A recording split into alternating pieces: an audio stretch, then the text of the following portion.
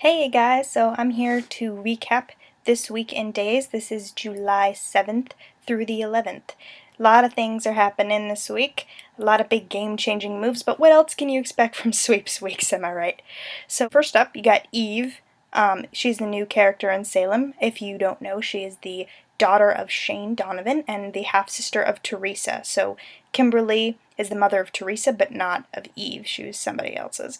But so they kind of have a history. They know that each other's bitch, but they don't really want to get involved with each other because they both think each other is worse. Anyway, so JJ, he's trying to defend his mom, so he goes to Eve. And they kind of make amends, so to speak, where she's like, okay, I'm not going to try to break up you and JJ anymore. But we all know that, she's kind of shady, so I'd watch out for that. Paige is still upset. Everybody's telling Paige that it's not going to work out. Our moms hate each other, it's not going to work. And basically this is becoming a self-fulfilling principle because as everybody keeps telling her, wow, your relationship is doomed, her relationship actually is doomed. Because, she finds out that he tried to set up Teresa. Teresa, obviously, speaking of Teresa, she got married this week. Oh my gosh. So they go to Vegas, and Brady gets trashed. He's like falling on the table, like, hey, you miss me? And Teresa, she's actually getting kind of annoyed with him. She's like, Brady, maybe you should stop. She's like, wow, what did I get myself into? He's like a serious addict right now. And, but he just keeps down and the stuff, and she's like, fine, I'll use it to my advantage. Let's get married. Let's see how Maggie and Victor and John all react next week. That's gonna be fun. Victor tells Daniel not to be an idiot this week, because Daniel's character is just going downhill. I mean, he breaks off with Jennifer, and then he's like, ooh, I kinda like Eve because she's straightforward. Because Jennifer's not being straightforward, so naturally I'm gonna go for a woman who's, boom, outgoing and, straightforward. Not like Jennifer. But Jennifer is having a really tough time dealing with JJ's girlfriend's mother this week because she offered her half the money, but of course Eve doesn't want that. She wants more. She wants the movie rights to give her maximum amount of money. So she rejects Jen's offer. Words were exchanged. And Eve's not the only one that Jen's dealing with right now because Sammy decides to pop in and tell her that her daughter slept with her husband.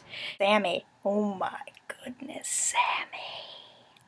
She is getting revenge. Whereas Jennifer is going on this kick. Oh, it's Photoshop. No, even if that's true, oh, that could never have happened. Yeah, honey, get over it. It happened. There are pictures. Sammy knows. And honestly, she's acting really stupid because she's telling Sammy to don't talk to my daughter like that and get out of my house. Hello. Sammy's the victim here. It's your daughter who did the bad thing. Sammy is just telling her what happened. I mean, granted, she's doing it in a very mean, spiteful, manipulative way, but can you blame her? I mean, come on. Like, seriously, who's really in the wrong here? It's not Sammy. Okay, Sammy makes a game-changing move here. She is now the co-CEO of Demera Enterprises with Kate. She almost screwed Kate over. And I'm like, Sammy, that is a bad move. You do not want to have Kate as your enemy, okay? You're all going to have EJ and Stefano after you. You don't want to add Kate to the list. You got this far with her, just complete it. I was like, come on, Sammy. Don't be stupid. But yes, she reads the letter. And Sammy and Kate pulled it off. That's right. They are now the co-CEOs of Demera Enterprises, and congratulations, she rubbed it in EJ's face. Hey, guess what? I've known all along. I kind of actually felt bad for EJ, though. He just, like, broke down. He was smashing his head against the bars of his jail cell saying, you idiot! And then he threw the mattress down and then he just starts sobbing right there in his jail cell. That is a man who has been defeated. Bad for EJ because he did, when you think about it, this is really all Abigail's fault. And I'm really glad that Sammy pointed that out. She looked at Abigail and she said, you tracked him down, you sought him out, you went to his place of business to sleep with him. So let's say you're the aggressor and this is all your fault. Because if you remember, EJ was not going to originally do this. When they were back in the cabin, he was like, oh no, this is a mistake, I'm sorry. He grabbed his coat and he was about to go, and then Abigail's like, no, stay. And then she just starts making out with him. And so basically, I'll say that this is all Abigail's fault, honestly.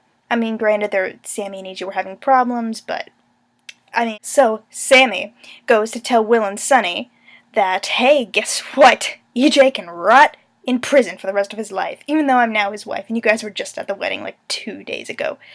But, now I hate him. So Will and Sunny are going to be all like, what? What's going on? And, oh, by the way, Will and Sunny, super happy because Will got a job offer, which, Sunny called in a favor from Great Uncle Kyriakis. Hey, can you get my husband a job? Sure thing, Sunny. Love Victor. And, thank you, because now Wilson has something to celebrate, and they can actually, have a little story progression after the whole Gabby thing.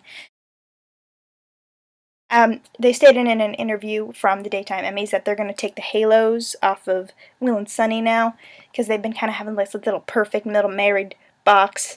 But now we're going to actually get to some real world stuff, lead to something. Another person who's going to weigh in on Sammy's little revenge plot is her twin brother, Eric. He's not really going to like this, but we'll see that next week. Speaking of Eric, Nicole tries to get back with him by attempting to help EJ, but of course that doesn't work out. Like, he saw right through that. He's like, you are not here to help me. You are just here to get back with Eric, to try to have him see you in a better light. But no, stop. Oh, Aiden and Hope are getting ready for the gala. Marlena, surprise, surprise, there is a catastrophe and Marlena needs to solve it by being her awkward psychiatrist jokey self. But of course Aiden and Hope have been pushed together by, the father, by the situation with their kids, and finally they're having a little romantic moment, waltzing through the gala, and hopefully that will lead to something, so it's not just this big awkward thing that's been hovering over them for a really long time. But the gala seems to be going well. Roman's in a tux with Giselle. Oh! And Marlena might be jealous. They're kind of pushing Roman and Marlena, having that old spark back.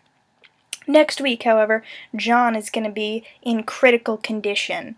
That's one of the spoilers. He's going to be in the hospital somehow. We don't really know what's going to happen, but things are going to go bad. Marlena's probably going to be involved somehow. Kate's takeover of Demerit Enterprises is not the only plot she's involved in. Because of her, Clyde is back in Salem spying on Ollie and Tammy Sue, who are Jordan and Ben.